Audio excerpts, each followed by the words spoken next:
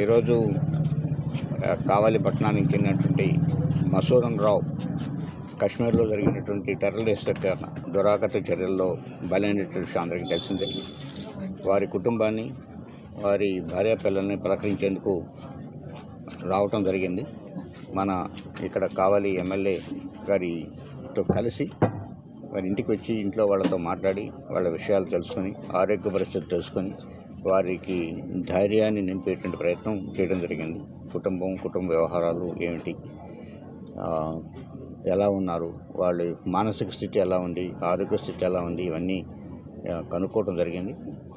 గత కొద్ది రోజులుగా అందరూ కూడా ప్రభుత్వం నుంచి నిన్న మంత్రులు వచ్చి వెళ్ళారు. ఎమ్మెల్యే గారు ఇక్కడే ఉండి అన్ని విషయాలు చూసుకుంటున్నారు. ఈరోజు కూడా ఎమ్మెల్యే గారు ఏమేమి కావాలి, ఎలాంటివి కావాలి అన్నీ కూడా అప్పటికప్పుడు డాక్టర్ని పిలిపించడం, అన్ని పరీక్షలు చేయించడం కూడా జరిగింది.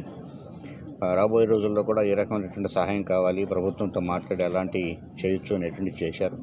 అలానే పిల్లలు వాళ్ళ భవిష్యత్తు ఎలా ఉండాలి, ఏ రకంగా ముందుకెళ్ళాలనేటువంటి విషయం గురించి కొంతసేపు నేను వారితో చర్చించడం జరిగింది.